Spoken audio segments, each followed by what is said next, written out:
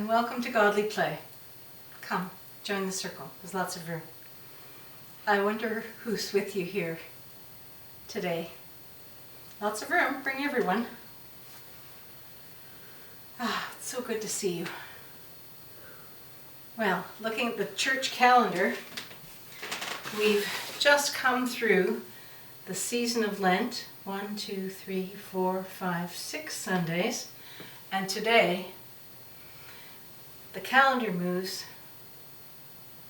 to the mystery of Easter.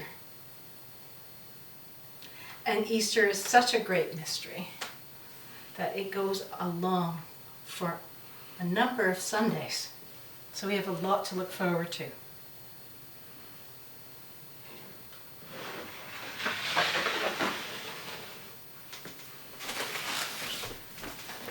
Well, let's get started.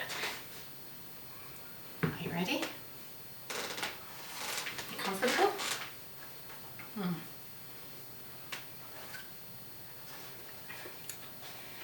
There was once someone who said such wonderful things and did such amazing things that people began to follow him.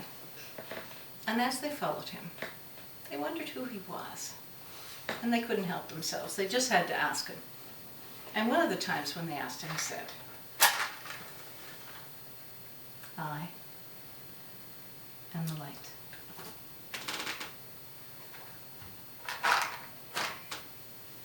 Let's enjoy the light. I see the love of God in you, the light of Christ comes shining through, and I am blessed to be with you, O holy child of God.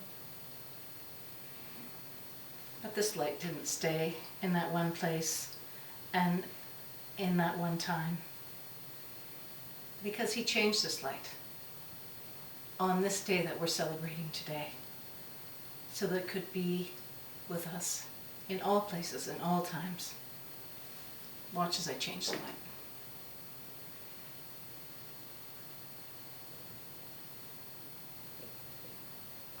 There it goes. It's changed. It's still there, filling the room, coming out to where you are in your part of the circle, so that wherever we are in Godly Play today, this light will be with us. And when we leave Godly Play, the light will go with us as well.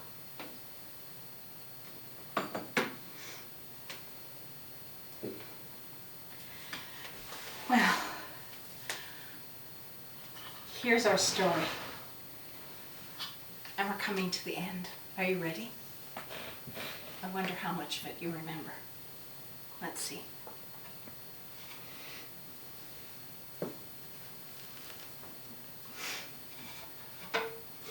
In the beginning was a baby. God chose Mary to be the mother of God, and the Word was born, a wordless child. The baby looked up into the faces of his mother, Mary, and his father, Joseph. He could already see the cross.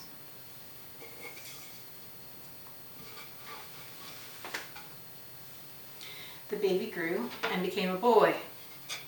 And when he was about 12 years old, Jesus went with his family and many of the people from Nazareth to the great city of Jerusalem to celebrate one of the high holy days. And when it was time to leave, everyone left through the high gate, and as they traveled, Mary and Joseph looked for Jesus, but he was nowhere to be found. They rushed back to the city, and they looked everywhere. They looked for 3 days, and finally they found him in the temple, talking to the priests, the rabbis. And they were listening because he knew so much, and he was listening to them because he wanted to learn more.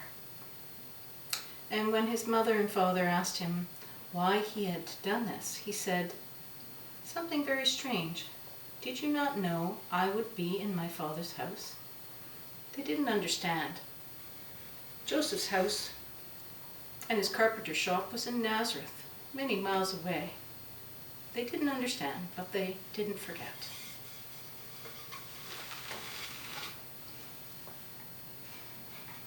The boy grew to be a man, and when Jesus was about 30 years old, he went down to the River Jordan to be where John the Baptist was baptizing people. You can see John's wild hair here.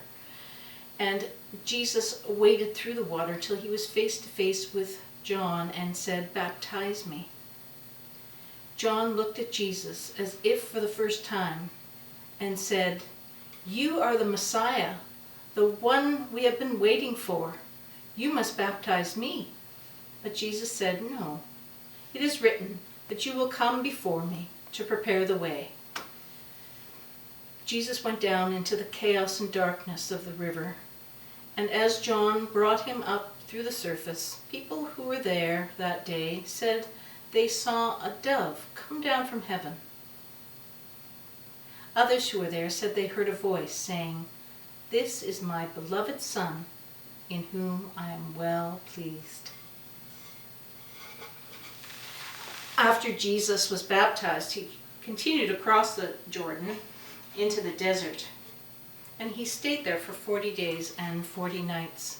And there's very little to eat or drink in the desert.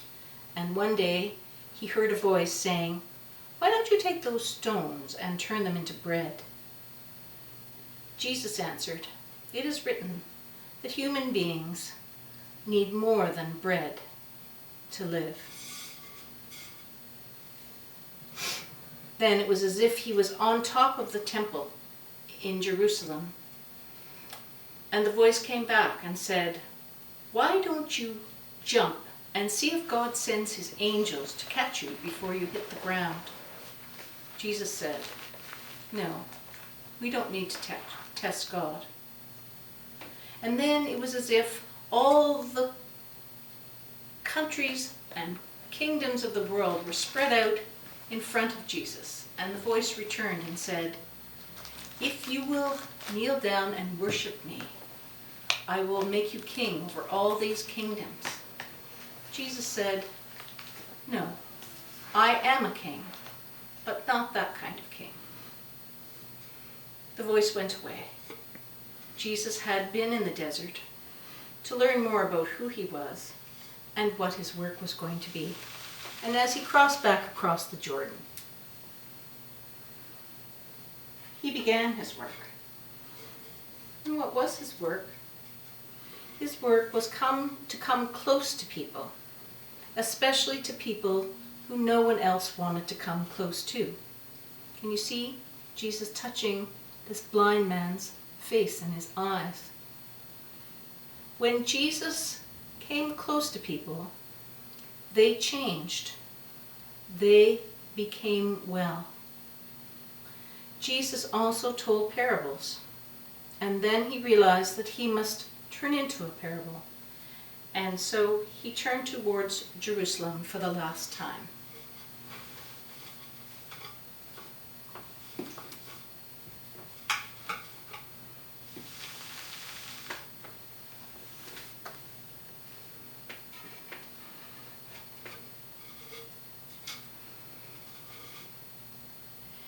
Jesus and the disciples went to Jerusalem. On Sunday, Jesus rode a donkey into the city of Jerusalem. It was full of people from all different lands because it was Passover and many people had come to celebrate. People thought that Jesus was coming to be a king, but they weren't paying attention. Jesus wasn't riding on a great white horse. He wasn't being carried by soldiers. Jesus came riding on a donkey, and it wasn't even his. It was borrowed. But still, on that Sunday, people cut down branches of the trees and waved them, which was a sign of kings. On Monday, Tuesday, and Wednesday, Jesus taught in the temple, and in the evening, he and the disciples went back across the Kidron Valley to the Mount of Olives. People were watching and listening and whispered that the Mount of Olives was where the Messiah was supposed to come down with an army of angels and drive out the Roman soldiers. One of the days when Jesus was at the temple, he said, "Look, see that old woman there? She's about to put something into the temple money box. Listen. Do you hear anything?" Nothing. The old woman has put in the smallest coin that is made, but she gave everything she had. Now look at that rich man who's coming. He's bringing so much money that he needs other people to help him carry it. Listen to the ringing and clanging of the money as it is emptied into the money box. And Jesus asked, "Now, I wonder, who gave more, the old woman or the rich man?" Some people said the rich man, and others said the old woman. The temple guards had been watching Jesus, and they said, "On Thursday we will take him and arrest him." But on Thursday, Jesus did not come to the temple to teach.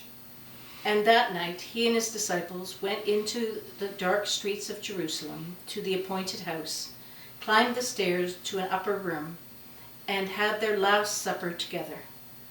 And when everyone had eaten everything that they needed, Jesus took bread, gave thanks to God, and broke it, and said something like this, "Each time you eat this bread in this way, I will be with you." Then he took a cup of wine, and when he had given thanks, he said, "Each time you drink this wine, in this way, I will be with you." What was he talking about? Jesus was always saying things like this. The disciples were confused. How could they know? But they didn't forget, and later they would understand. Suddenly, Judas got up from the table and left the room. The others sang a hymn, and then left the city and went out on the Mount of Olives to the Garden of Gethsemane, where Jesus wanted to pray. After he had finished praying, he came back to the disciples, and out of the darkness came Judas, who greeted him. This was a sign to the temple guards, who came suddenly out of the darkness as well and seized Jesus and took him away. The 12 scattered into the darkness.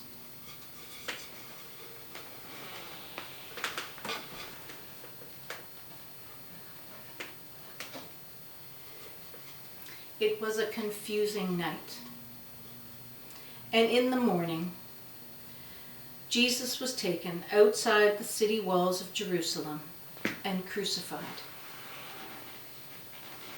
On Friday, Jesus died on the cross. The sky grew dark. Then they took Jesus' body down off the cross and put it into a nearby cave as a tomb. And they rolled a great stone in front of it to keep it shut like a door. On Saturday, it was so still. It was as if you could hear the earth breathing. And on the Sunday, it was the women who had the courage to go to the tomb because they wanted to be close to Jesus.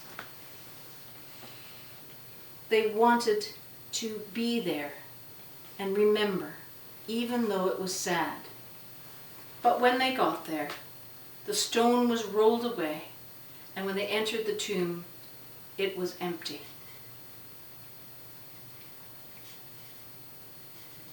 Jesus had died on the cross, but somehow he was still with them as he is with us today, and especially in the bread and in the wine. We can't have this side without this side. And we can't have this side without this side. You can't pull them apart. And that is the mystery of Easter. And it makes all the difference. And so, the colors change.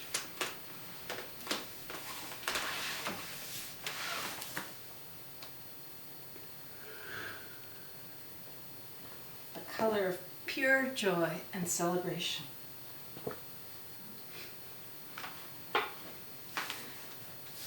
The time to take out our Alleluias.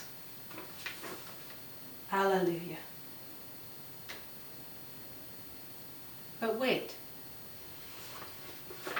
Now the story looks as if it has a beginning and a middle and an end. But this ending is really a new beginning. What can we do? Let's try this.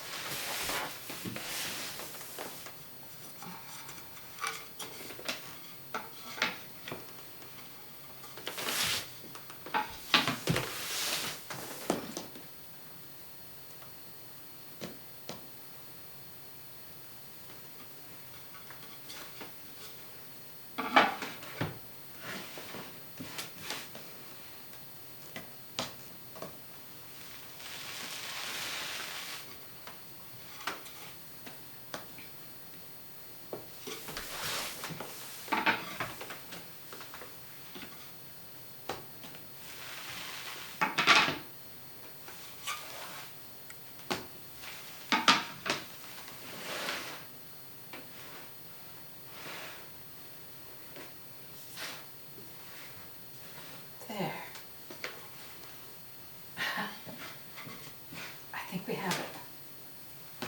Now, the story just keeps going. Again and again.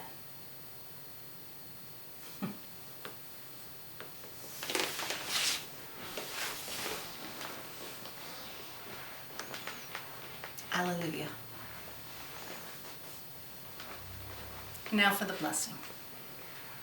The Lord bless you and watch over you. The Lord make his face shine upon you and be gracious to you. The Lord look kindly on you and give you peace. Happy Easter.